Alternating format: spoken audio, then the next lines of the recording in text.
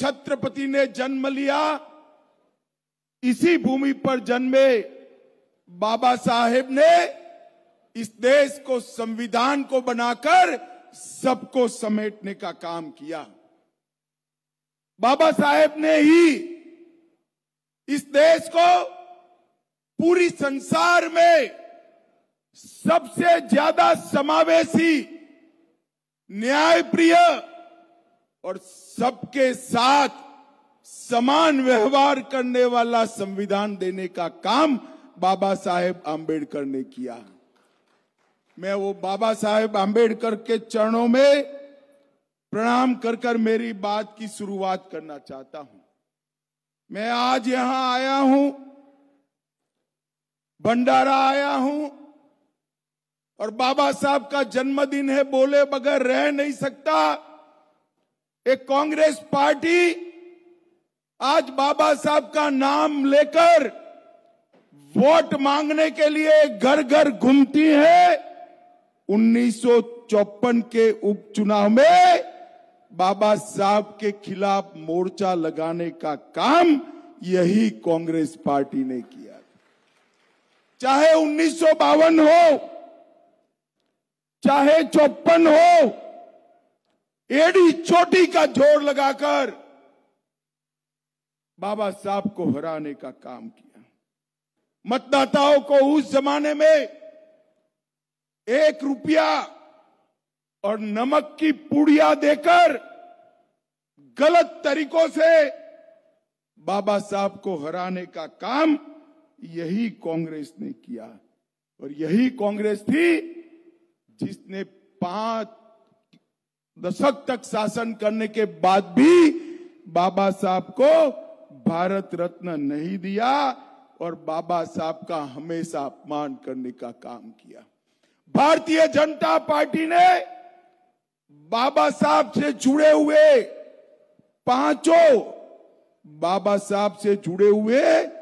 पांचों तीर्थ स्थानों को सम्मानित कर बाबा साहब को युगों युगों तक अमर करने का काम भारतीय जनता पार्टी ने किया।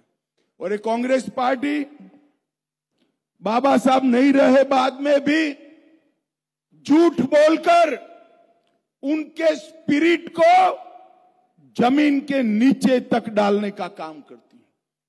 ये झूठ फैलाते हैं कि भारतीय जनता पार्टी को 400 सीटें मिली तो भारतीय जनता पार्टी आरक्षण समाप्त कर देगी। राहुल बाबा, हमारे पास 2 टर्म से पूर्ण बहुमत है। हमारे बहुमत का उपयोग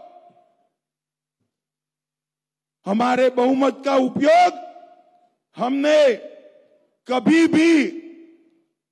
भी आरक्षण को हटाने के लिए नहीं किया। हमने बहुमत का उपयोग धारा 370 को हटाने के लिए जरूर किया। हमने बहुमत का उपयोग ट्रिपल तलाक को समाप्त करने के लिए जरूर किया। राहुल बाबा, लोगों को गलतफहमी मत फैलाओ।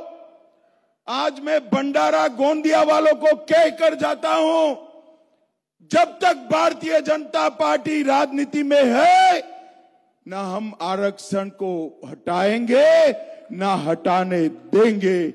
ये भारतीय जनता पार्टी के नेता नरेंद्र मोदी की गारंटी है।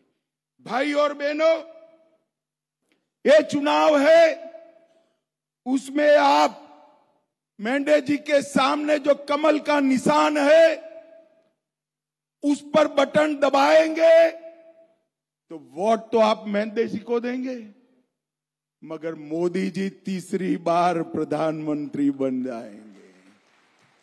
भंडारा गोंदिया में दिया हुआ आपका वोट सीधा नरेंद्र मोदी जी को तीसरी बार प्रधानमंत्री बनाने के काम आएगा। भाई और बहनों, ये 10 साल के अंदर मोदी जी ने जितने भी हमारे वादे थे, इस सारे वादों को पूरा करने का काम नरेंद्र मोदी जी ने किया है।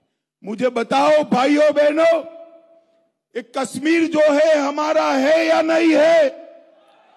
जरा जोर से बोलो, है या नहीं है? एक खड़गे साहब कहते हैं राजस्थान और महाराष्ट्र वालों को कश्मीर से क्या लेना देना। अरे खड़गे जी, आपको मालूम नहीं है, भंडारा गोंदिया का एक एक युवा कश्मीर के लिए अपनी जान दे सकता है, जान दे सकता है। भाई और बहनों, मुझे बताओ, धारा 370 समाप्त करनी चाहिए थी या नहीं करनी चाहिए थी? कश्मीर में तिरंगा फहरना चाहिए या नहीं फहरना चाहिए? 70 साल से एक कांग्रेस पार्टी धारा 370 को अनौरस बच्चे की तरह गोदी में खिलाती थी। आपने मोदी जी को दूसरी बार पूर्ण बहुमत दिया। 5 अगस्त 2019 को मोदी जी ने धारा 370 को समाप्त कर दिया। भाई और बहनों, 17 तारीख को रामनवमी है। मुझे बताओ, मुझे आप सभी लोग बताओ, अयोध्या में राम मंदिर बनना चाहिए था या नहीं बनना चाहिए था? जरा जोर से बोलो, बनना चाहिए था या नहीं बनना चाहिए था? सालों तक एक कांग्रेस पार्टी राम मंदिर के मुद्दे को अटकाती रही, लटकाती रही, भटकाती रही, नहीं बनने दिया।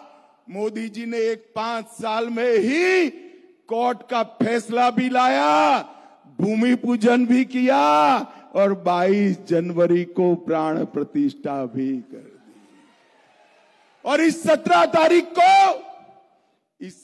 तारीख को 500 साल के बाद रामलल्ला अपना बर्थडे अपने भव्य मंदिर में भी बताएंगे। भाइयों, मोदी जी ने न केवल राम मंदिर बनाया, बाबा विश्वनाथ का कॉरिडोर बनाया, काशी विश्वनाथ का पुनरोद्धार किया, बद्रीनाथ केदारनाथ का नूतन नगरी बनाया, सोमनाथ का मंदिर सोने का बन रहा है और गुजरात में पावागढ़ पर शक्तिपीठ को 400 साल के बाद पुनर्स्थापित करने का काम नरेंद्र मोदी जी ने किया।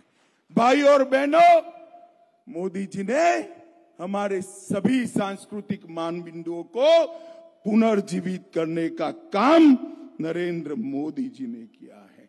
नरेंद्र मोदी जी ने देश को सुरक्षित किया है, देश को समृद्ध किया है।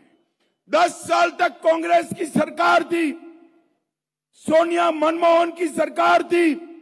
आए दिन पाकिस्तान से आलिया, मालिया, जमालिया आते थे, बम धमाके करते थे और चले जाते थे, कोई पूछने वाला नहीं था।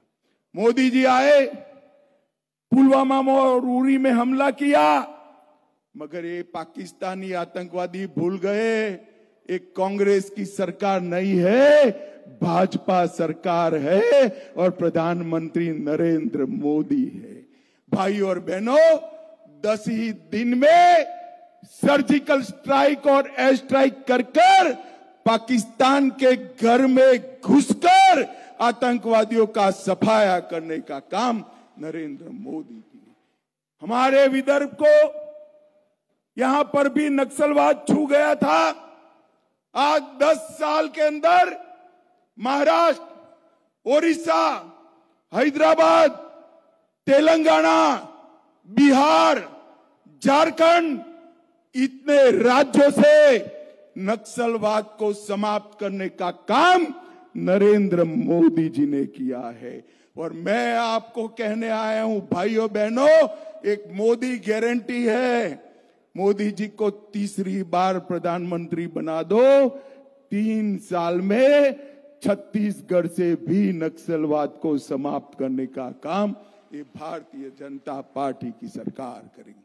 अभी अभी राहुल बाबा घोषणा पत्र घोषित कर कहते थे हम गरीबों को गरीबी से बाहर निकालेंगे। अब ये राहुल बाबा का कैसे भरोसा करोगे? वो तो कभी पढ़ते हैं नहीं, पुरानी बातों की जानकारी लेते हैं नहीं, उनको मालूम नहीं है इस बार के संकल्प पत्र में आपने जो वादा किया है वो आपकी दादी कर कर गई है। इंदिरा जी ने कहा था हम गरीबी हटाएंगे, इंदिरा जी गई, राजीव जी गए, सोनिया जी भी गई और राहुल बाबा आए, अब तक गरीबी नहीं हटी। मगर नरेंद्र मोदी जी ने 10 साल में गरीबों के लिए ढेर सारे काम किए हैं।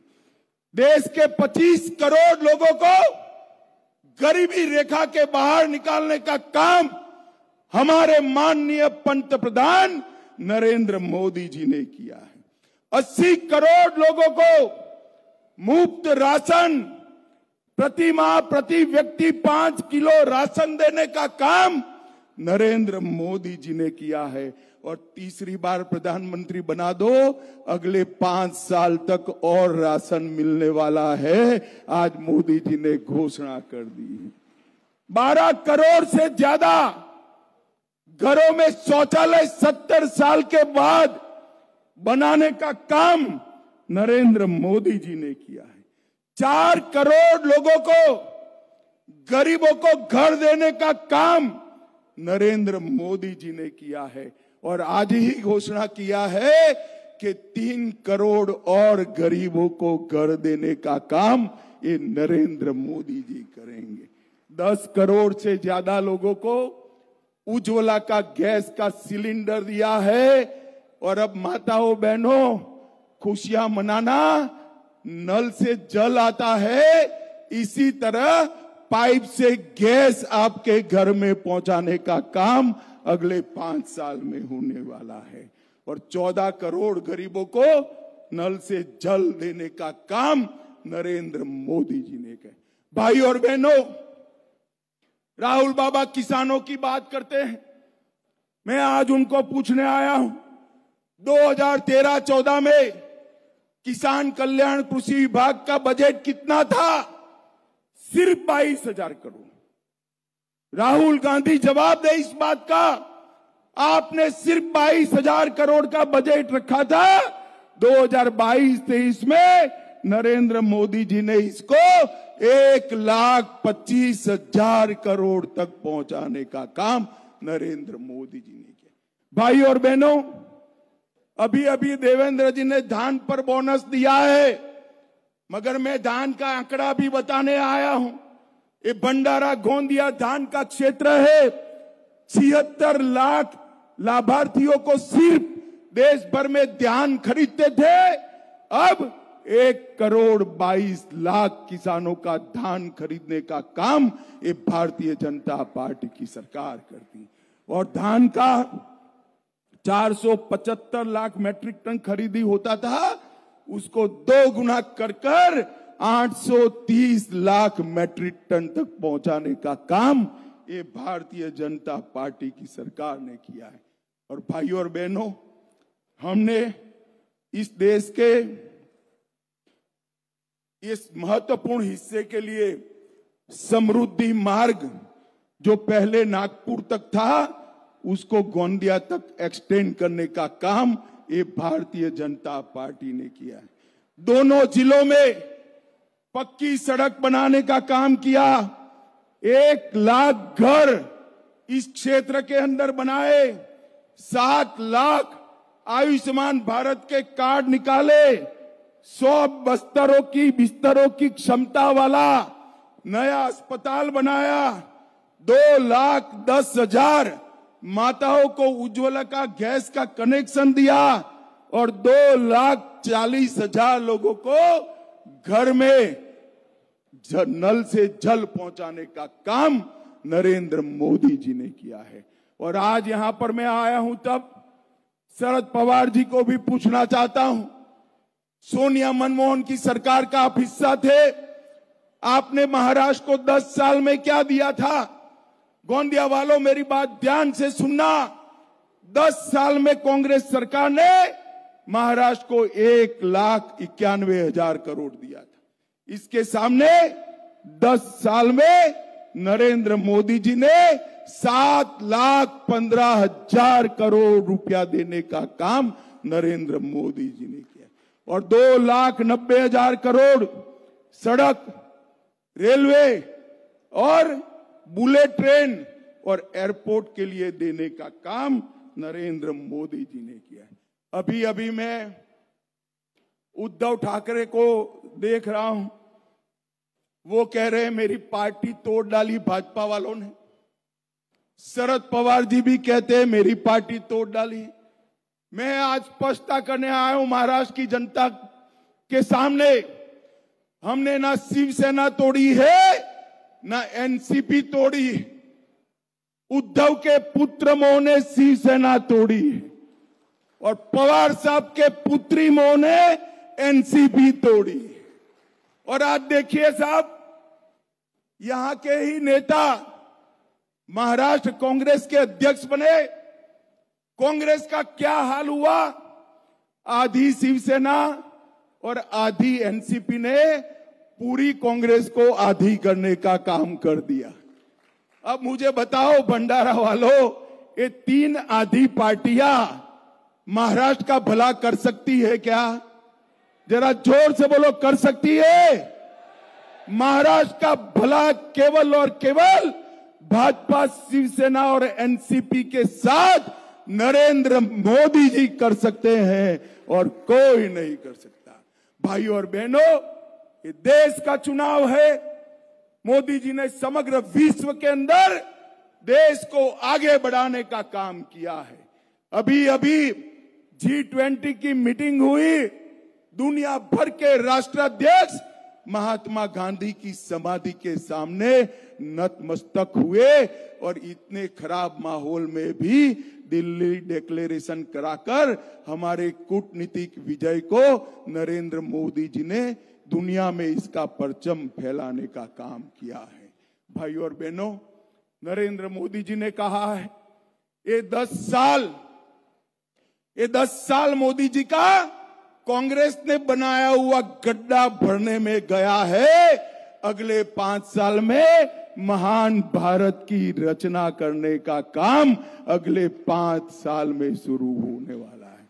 और मोदी जी ने देश के सामने एक संकल्प रखा है कि 2047 में हम महान भारत की रचना करेंगे। भाई और बहनों, हमने अभी अभी घोषणा पत्र घोषित किया है।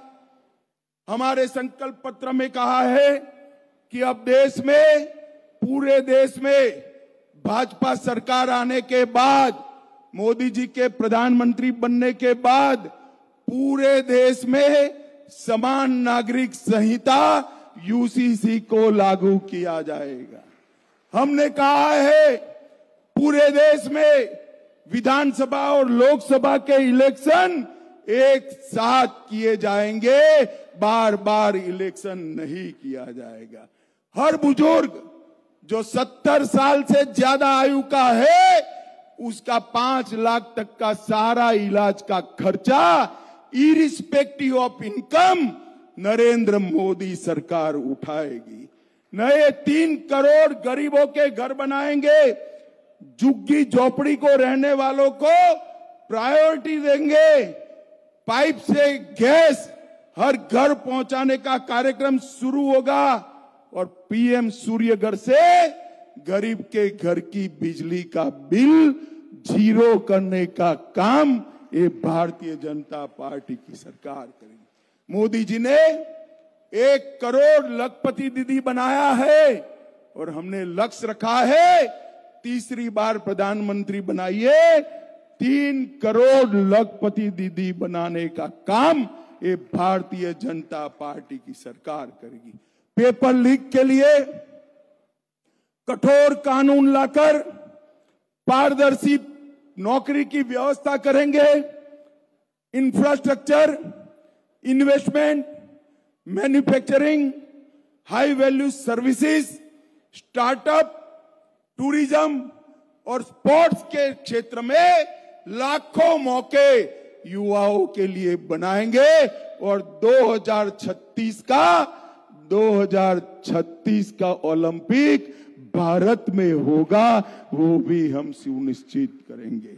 भाइयों और बहनों, एक और राहुल बाबा है, उनके नेतृत्व में परिवारवादी पार्टियों का गठजोड़ है, जो अपने बेटे बेटी भतीजे भतीजियों को प्रधानमंत्री मुख्यमंत्री बनाना चाहते हैं, और दूसरी ओर गरीब के घर में पैदा हुआ नरेंद्र मोदी नाम का एक व्यक्ति, जिसने 23 साल से एक भी छुट्टी लिए बगैर देश की सेवा करने का काम किया है। एक और 12 लाख करोड़ के घपले घोटाले करने वाली कांग्रेस पार्टी है, और दूसरी ओर जिस पर 23 साल से मुख्यमंत्री और प्रधानमंत्री रहने के बावजूद 5 पैसे का आरोप न लगा, ऐसा प्रामाणिक नरेंद्र मोदी है।